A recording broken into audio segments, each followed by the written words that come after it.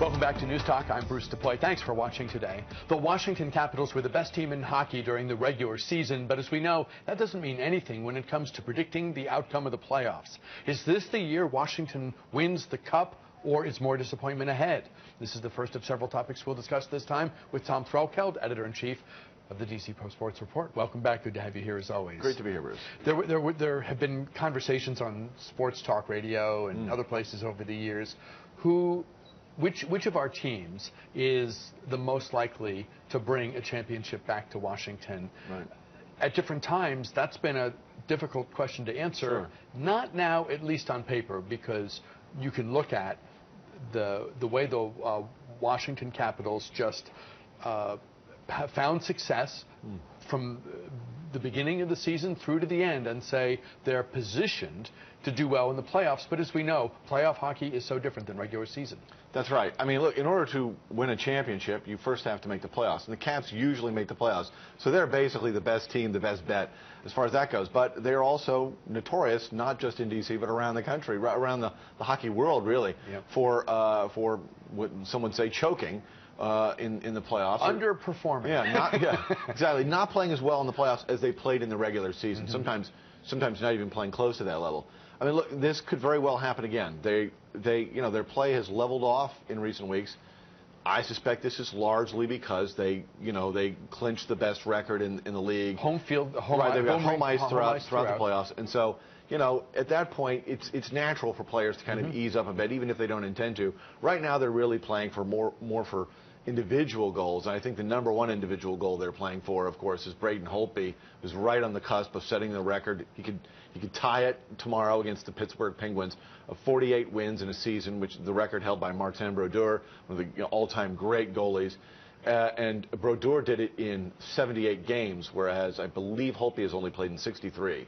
So it would be an incredible achievement for Holtby to do that. I think his record is 47-9 this year. But the question is, and we know, if you've watched the game, I'm no expert, but I've seen enough hockey over 30 or 40 years that it's just a different game. Yeah. Players, for example, are much more likely to throw themselves in front of a shot than you would in the regular season, because no one's body could withstand that sort of punishment. But in the postseason, every opportunity matters. You do what you need to help your team. And there's a widespread belief, particularly among Canadians, some might say, chauvinistic Canadians, but a widespread belief among a lot of Canadians that European players don't play as hard in the playoffs as Canadian players do, or American, because it doesn't mean as much to them. Because if you're say Russian or Swedish, you might not have grown up thinking about the Stanley Cup playoffs. That was the thing you thought about. Whereas if you're a Canadian farm boy who's pushed out onto the ice by his mom and dad at 2.5 years old, the playoffs is it's a long Christmas. It just goes on and on for you. So I'm not saying that's fair, but that is a widespread belief. Another problem that the Caps have historically faced is that defense becomes much more important in the playoffs. Games get a little tighter, as you said. Guys will throw themselves in front of a speeding puck, and the Caps haven't always been a very strong defensive team. This year, the Caps are clearly a very strong defensive team, a very strong offensive team, a terrific goaltending team.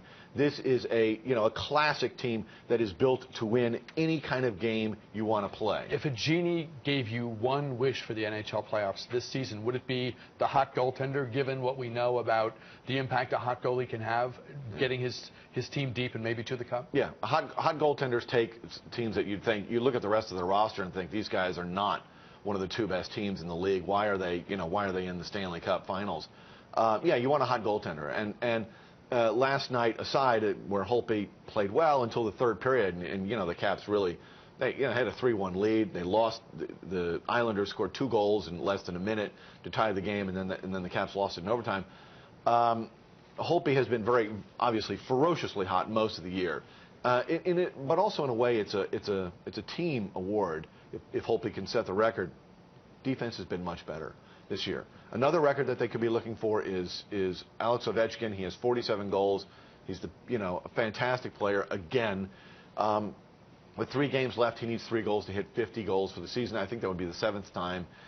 His career numbers, the achievements that he have really continue to rack up. There's almost nothing left for him to do except to win a Stanley Cup championship, and it will be held against him, if not in Russia, in North America. It will be held against him. It'll be held against him here. Until he wins one. Do we know who the first-round opponent is going to be? We don't know. I mean, I think there's a good chance it could be the Philadelphia Flyers. It could be the Penguins, which obviously would be a very emotional series for a lot of people. So, I mean, that will be very interesting. The Caps, I think, we'll see how they play against the Penguins on Thursday night. That might give you a hint as to how the playoffs will go. But as you really said when you opened up this segment, the playoffs are such a different animal. Yeah. There are many examples of teams getting swept during the regular season by a team and then beating them in the playoffs. And, of course, the Caps have won. This is not the first time they've won the President's Trophy. This is the second time as the best overall team in the regular season. And the last time they did it, they went out in the first round to the Montreal Canadiens. I still remember the pain. Painful. Let's talk about the other Verizon tenant, the Washington Wizards. They appear likely to miss the playoffs. Do you see a shakeup coming? Do you see some big upheaval in terms of how the team is run? Maybe the on-court personnel as well. There's going to be a massive upheaval on the team. We just don't know how significant it will be. There's 5 games left in the season. The Wizards have to win all 5 of them just to have a shot at making the playoffs. I don't think they'll make the playoffs. The last 2 years, they had not only made the playoffs, they advanced to the second round. This is a huge disappointment. And when teams hugely disappoint, frequently the axe falls on somebody. And since you can't fire all the players, it's usually the coach that gets it. GM Ernie Grunfeld, who's been here 14 years, is likely to be back for another year. He has another year left on his contract. However, Randy Whitman got a 3-year deal 3 years ago. The third year is only partially guaranteed. So he is much more vulnerable. And there have been some disputes. There have been some public questioning of Whitman's coaching by the players. John Wall has done it. Marcin Gortat has done it. Gortat and Whitman do not have a good relationship. But the reason we know there'll be big upheaval is most of the team probably won't be back next season. They've only got a few players who are under contract. The whole point of this season was to clear as much cap space, and they'll probably have around $33 million in cap space going into the offseason so that they could go after Kevin Durant, bring back the Washington, D.C. area native, bring him here, and that he and Wall and Bradley Beal, could take the team to the championship. Whether Durant will want to come to a team that is so clearly dysfunctional this season is entirely a different story. The prospects of that happening may have looked a lot better a year ago than they do now. Obviously, look, in terms of in terms of who he'd be surrounded. Yeah, with. Look, I think Kevin Durant would like to get out of the Western Conference, and he'd probably have a better chance in the Eastern Conference. However, I mean, you'd think he would want to stick with the team when he thinks these guys are playing well, they're coached well, they're stable, and Washington is a hugely disappointing team that could very well have a new coach next season. I know Paul Pierce was old, but I liked what he brought to the team. Yeah. They miss it. They miss his leadership. There's no doubt about it. What went wrong this season? And talk about Pierce or talk about other elements. Right. Okay. Look, they've suffered a lot of injuries, third most in the league, but other teams have suffered injuries and have been able to overcome them. I think part of the problem was, yes, there is a major leadership void that some of the players have acknowledged. Paul Pierce is just not a top player anymore. Sure. He really fell off. His numbers really fell off this year in Los Angeles with the Clippers. Nevertheless, he brought a certain discipline and an accountability to the locker room that is absolutely missing. John Wall simply, at least not yet, the leader that Paul Pierce was.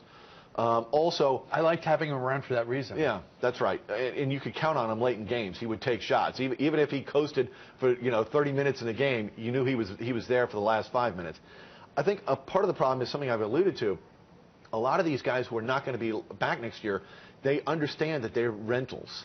And I think that it has a lot of these guys playing more for the name on the back of the jersey than for the name on the front of their jersey. They've been really, some of the guys may be playing more for themselves than for the team. And some of the players, Bradley Beal and John Wall, have publicly said there's a lack of focus and perhaps a lack of effort from some of these players. We only have 30 seconds left this segment. Is there a name out there rising above the others in terms of who might replace Randy Whitman if he goes? There really hasn't been any talk about it. Obviously, there's a lot of chances for various coaches.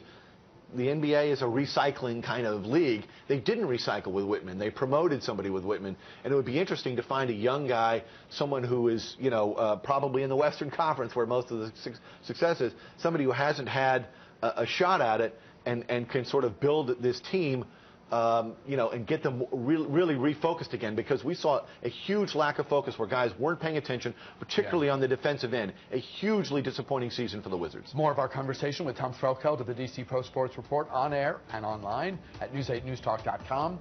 Back in a moment.